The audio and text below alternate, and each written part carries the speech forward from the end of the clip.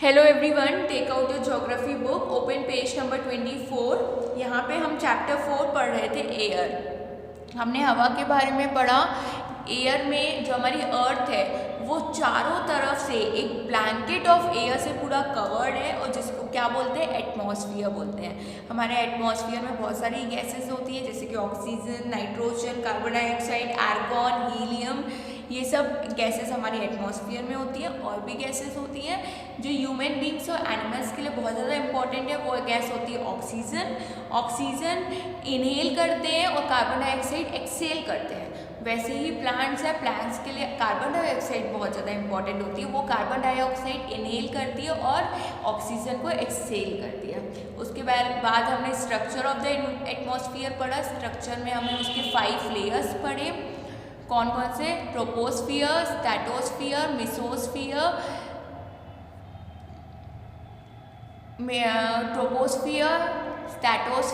Mesosphere, thermosphere और exosphere. ये 5 layer हमने एटमॉस्फेयर के पढ़े। उसके बाद हमने क्लाइमेट और वेदर के बारे में पढ़ा। उस पर हम कंटिन्यू करते हैं। आप पेज नंबर 24 ओपन करो। हमने एयर प्रेशर के बारे में पढ़ा था कि जहाँ पे बहुत ज़्यादा हाई प्रेशर होता है वहाँ से हवा चलना शुरू होती है और लो प्रेशर तक जाती है। अब हम पढ़ते हैं विंड के बारे में। विंड मतलब हवा। The movement of the air from high pressure area to low pressure area is called wind. जो हाई प्रेशर एरिया से हवा चलना शुरू होती है और लो प्रेशर एरिया तक जाती है उससे हम विंड कहते हैं। You can see wind at work as it blows dry leaves down the pavement or uproots trees during the storm। आपने देखा होगा जब हवा बहुत चलती है तो जो ट्रीज में ड्राई लीव्स होती है ना वो गिर के नीचे गिर जाती है, वो टूट के नीचे गिर जाती है। क्यों? क्योंकि हाई प्रेशर एरिया में हवा ज़्यादा चलती है जिसकी वजह से जो ड्राई लीव्स होती हैं, रूट्स होती हैं, वो स्ट्रोम की वजह से नीचे गिर जाती हैं। स्ट्रोम का मतलब होता है बहुत तेज तेज हवाएं चलना। Sometimes when the wind blows gently, you can even see it blowing away smoke or fine dust। कभी कभी जब हवा चलती है ना तो विंड के जो हवा के साथ ना जो भी सिटी का स्मोक होता है, जो भी सिटी का डस्ट होती है, आपको शायद पता होगा जो डस्ट होती है, स्मोक होता है, जो धुआं होता है, ये सब भी हवा के साथ चलती है। क्योंकि मैंने आपको एक चीज़ स्टार्टिंग में बताई थी, एयर में बहुत ज़्यादा डस्ट पार्टिकल्स होते हैं। Dust particles at times wind can be so strong that it is difficult to walk against it. उस टाइम पे जो हवा है वो इतनी ज़्यादा तेज़ होती है कि हम हवा के साथ कभी भी चल नहीं सकते। You must have experienced it is not easy to hold an umbrella or on a windy day। आपको शायद ये चीज़ पता होगा कि कभी भी हम जब बहुत ज़्यादा हवाएं चल रही होती है तो हम अम्ब्रेला को होल्ड नहीं कर सकते हवा की वजह से। जहाँ पे जिस तरफ हवा जा रही होती है हमारा अम्ब्रेला भी उस तरफ चला जाएगा। कभी भी हम जब बहुत तेज़ हवा चल रही होती है तो हम अम्ब्रेला को हाथ में नहीं पकड़ सकते। Think of some other examples when strong winds had created problems for you। और भी आपको एग्जाम्पल्स दिए हैं जब तेज हवा चलती है तो हमें क्या क्या दिक्कतें होती है। Wind can B broadly divided into 3 types. जो हवा है वो 3 टाइप में, 3 प्रकार में अलग डिवाइड की गई है। फर्स्ट है परमानेंट विंड। परमानेंट विंड वो होती है जो अक्सर मतलब रोज ही वैसी हवा चलती है। The trade winds westerlies and easterlies are the permanent winds. West side और ईस्ट साइड ये सब डायरेक्शंस होते हैं, वहाँ पे जो हवा चलती है हमेशा ही हवा चलती रहती है, जो कंटिन्यू वो परमानेंट विंड होती है। These blows constantly throughout the year in the particular direction. और ये अपने अपने डायरेक्शन में ये हमेशा कॉन्स्टेंटली का मतलब होता है हमेशा वैसी ही हवा चलती है, उसे परमानेंट विंड बोलते हैं। अब पढ़ते हैं सीजनल विंड। सीजनल विंड जो सीज़न के अकॉर्डिंग होती है। जैसे अगर समर सीज़न है मई जून में तो उसमें गर्म हवा चलेगी। अगर विंटर सीज़न है नवंबर दिसंबर में तो उसमें ठंडी हवा चलेगी। अगर स्प्रिंग सीज़न है अगस्त सितंबर में तो उसमें वैसी हवा चलेगी। These winds changes their direction in different seasons। और सीजनल विंड का मतलब होता है कि अपने सीज़न के अकॉर्डिंग ही विंड को, हवा को बदल देती है। कि अगर ठंडी का सीज़न है तो बहुत तेज हवा चलेगी, गर्म का सीज़न है तो गर्म हवा चलेगी, ऐसा होता है। For example monsoon in India, बारिश के सीज़न में भी हवा चलती है। अब पढ़ते हैं लोकल विंड। लोकल विंड मतलब उस एरिया के, उस इलाके के क्लाइमेट के अकॉर्डिंग, टेम्परेचर के अकॉर्डिंग विंड का चलना, मतलब हवा का चलना। These blows only during a particular period of day और the year in the small area. ये जो विंड है ना, वो किसी पर्टिकुलर डे में या जो साल में जो सीजन्स होते हैं ना, उसके अकॉर्डिंग वो विंड चलती है। जैसे कि किसी इलाके में बहुत ज़्यादा ठंड पड़ रही है और किसी इलाके में बहुत गर्मी पड़ रही है, तो वो गर्मी के हिसाब से वहाँ पे हवा चलेगी गर्म, और यहाँ पे ठंडी के हिसाब से ठंडी हवा चलेगी। ऐसे होती है कि वो एरिया वाइज अपनी अपनी जो भी एरिया है ना, उसके अकॉर्डिंग हवा चलना। For example land and sea breeze. आप एग्जाम्पल देख लो, लैंड और सी ब्रीज दिया हुआ है। Do you recall the hot and dry local wind of the northern plains of India? It is called लू। जब समर सीजन में बहुत तेज़ हवा चलती है दिन के समय, तो उसे क्या बोलते हैं? लू बोलते हैं ना, लू की लू लग जाएगी, नहीं जाओ बाहर, क्योंकि बहुत गर्म हवाएं चलती हैं। तो ऐसे ही लोकल विंड का मतलब होता है कि जिस इलाके में, जिस एरिया में जिस टाइप का वेदर है, जिस टाइप का क्लाइमेट है, उसके अकॉर्डिंग हवा चलना।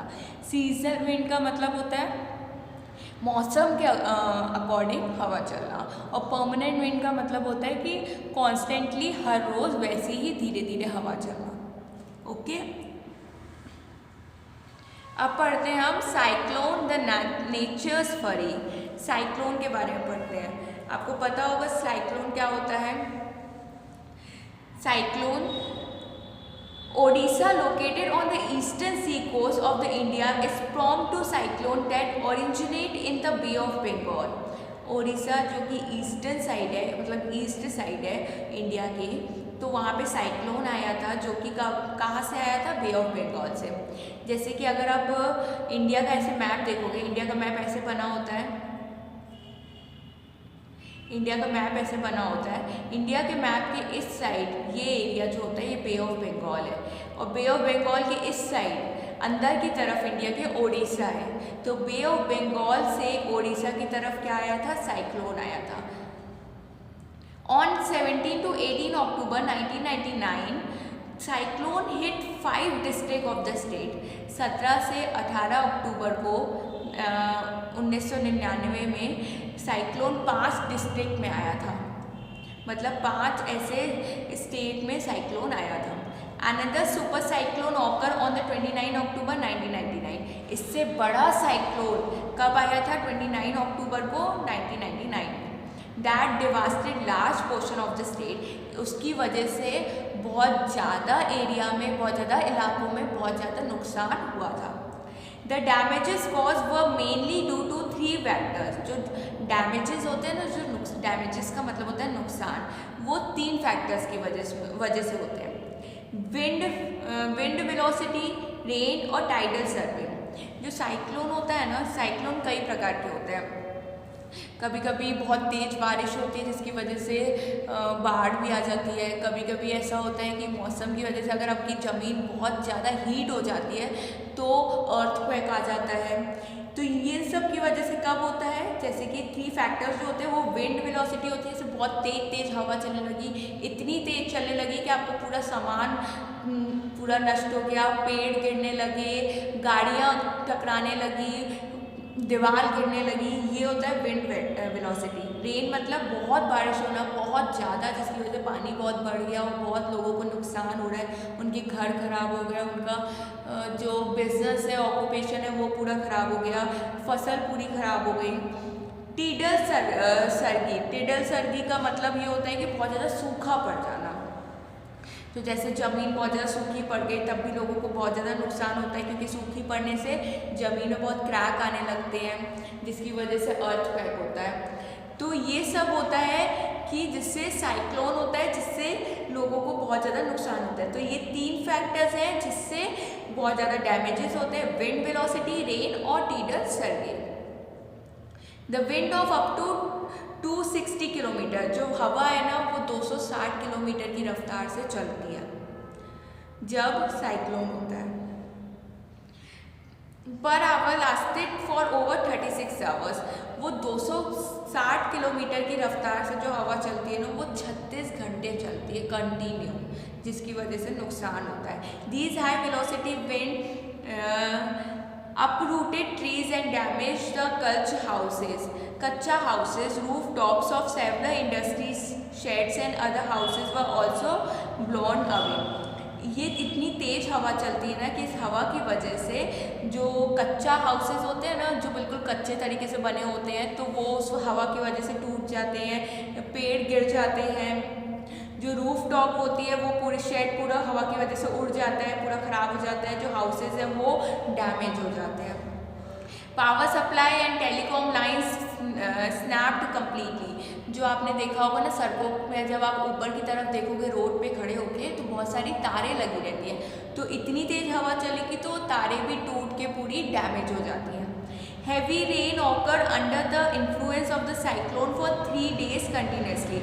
अगर ये साइक्लोन 3 दिन तक चलता रहा ना, 3 दिन तक 260 की रफ्तार से अगर हवा चलेगी 36 घंटे, तो फिर बहुत तेज़ बारिश होती है, जिसकी वजह से बाढ़ भी आ जाती है।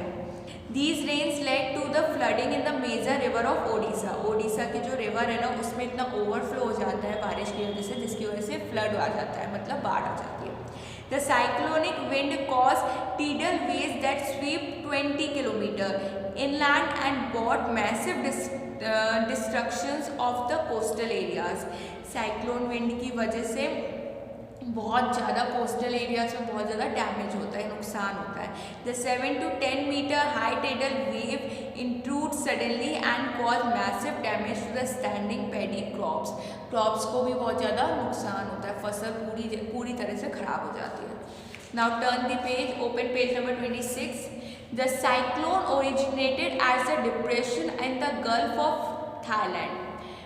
जिसकी वजह से डिप्रेशन होता है। डिप्रेशन मतलब आपको पता है, जब इंसान बहुत ज़्यादा टेंशन में चला जाता है ना, तो उसे डिप्रेशन बोलता है। यहाँ इंसानों के बारे में नहीं, क्लाइमेट के बारे में बात हो रही है। तो मैंने आपको एक एग्जांपल दिया है कि ह्यूमन बींग्स का, कि जब उनको बहुत ज़्यादा स्ट्रेस होता है, टेंशन होता है, तो वो डिप्रेशन में चला जाता है। Near coast of Port Blair on 25 October 1999 and gradually moved in the northwestward direction. It intensified into the super cyclone and hit the area between Irasama and Baikuda in Odisha on 29 October at 10:30 AM. जब cyclone आया तो ओडिशा के साथ और भी जो states हैं या और भी जो इलाके हैं ना, उन तक भी साइक्लोन पहुंचा, उनको भी बहुत ज़्यादा इन साइक्लोन से नुकसान हुआ। The super cyclone swept the entire coast of Odisha, including the city of Bhubaneswar and Kolkata and 28 coastal towns. जो ओडिशा में सुपर साइक्लोन आया था, मतलब बहुत बड़ा वाला जब साइक्लोन आया था ना, तो वो भुवनेश्वर सिटी और कलकत्ता सिटी पे भी आया था और 28 कोस्टल टाउन्स में भी आया था, मतलब और शहरों में भी आया था, जिससे उस साइक्लोन की वजह से बहुत सारे डैमेजेस हुए। About 13 million people were affected. उससे 13 मिलियन, मतलब 13 मिलियन, आप समझ रहे हो, 13 मिलियन लोग अफेक्ट हुए, मतलब बहुतों की जान चली गई, बहुत लोग उससे इंजर्ड हो गए। A large number of life stock were killed. जानवरों को भी इससे बहुत ज़्यादा नुकसान हुआ। Standing crops of paddy vegetables and fruits were highly damage.